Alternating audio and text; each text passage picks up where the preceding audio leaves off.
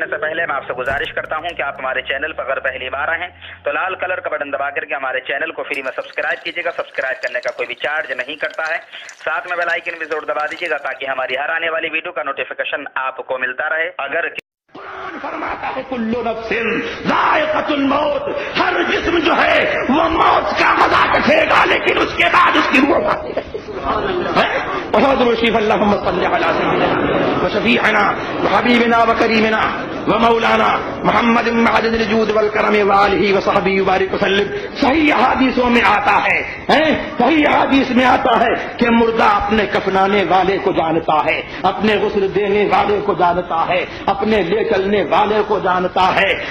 اللہ اکبر. قبر میں اتارنے والے کو جانتا ہے. اچھا مردہ ہے تو کہتا ہے تجھے خدا کا واسطہ مجھے جلدی لے چل. اس کو انتظار ہوتا ہے کہ قبر میں جو جنتی آسائشیں اور جنت کے اسباب عیش جو اس کا انتظار کر رہے ہیں تو اس کو اس نئے گھر کی جلدی ہوتی ہے تو خدا کے واسطے دیتا ہے کہ مجھے جلدی لے چل. اور کافر کا مردہ ہے، وہابی کا مردہ ہے، دیوبندی کا مردہ ہے تو میں نہیں کہتا ہوں، مصطفیٰ کی حدیث کہتی ہے کہ وہ خدا کے واسطے رہتا ہے کہ مجھے میری قبر تک مت لے چل. اس عذاب سے گھبراتا ہے جو عذاب اس کے لیے قبر میں تیار ہے. بولو یہ جسم تو مر گیا، اب یہ کون سی چیز ہے جو خدا کے واسطے دے رہی ہے اور نہلانے والے کو جان رہی ہے، کفلانے والے کو جان رہی ہے، خوشامدیں کر رہی ہے، قبر میں اتارنے والے کو جان رہی ہے، قبر پر کون آیا ہے اس کو جان رہی ہے، قبر پر سلام کرنے والے کا جواب دے رہی ہے. اللہ اکبر. یہی روح ہے، یہی روح ہے جو سوتے میں کام کر رہی تھی وہ مرنے کے بعد بھی کام کرتی ہے. اللہ اکبر. تو میاں یہ بھی مشاہدہ ہے کہ آدمی جو ہے برابر نہیں، آدمیوں اور آدمیوں کے جسم برابر نہیں. کوئی 10 کلو جو ہے وزن ایک ہاتھ سے اٹھا لیتا ہے اور کوئی 1 کلو بھی نہیں اٹھا سکتا. تو جسم برابر نہیں تو روحیں بھی برابر نہیں ہے. روحیں بھی برابر نہیں ہے.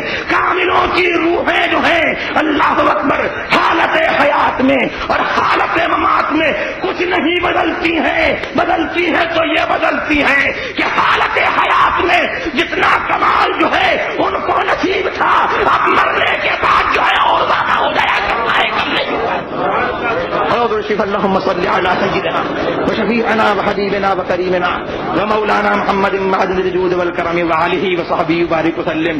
تو جو یہ کہتا ہے کہ یہ مٹی کا ڈھیر ہے وہ ان کا نہیں بگاڑتا ہے بلکہ عقیدہ معاد کو اور جسم اور عذاب و ثواب کا جو عقیدہ ہے ہمارا کہ آدمی مرنے کے بعد یا عذاب پائے گا یا مرنے کے بعد ثواب پائے گا، اسی عقیدے کا انکار کرتا ہے.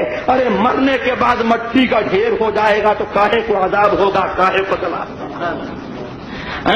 اسی لیے حدیث پاک میں آیا من عادى لي وليا فقد آذنته بالحرب. جو میرے کسی ولی سے دشمنی کرتا ہے تو میرا اس سے اعلان جنگ ہے. اعلان جنگ کیا ہے کہ جو میرے ولی کا نہیں ہوا وہ میرے نبی کا نہیں ہوا، جو میرے نبی کا نہیں ہوا وہ میرا. بہت رشیف. اللهم صل على سيدنا وشفيعنا وحبيبنا وكريمنا ومولانا محمد معدن الجود والكرم وآله وصحبه وبارك وسلم. واخر دعوانا الحمد لله رب العالمين.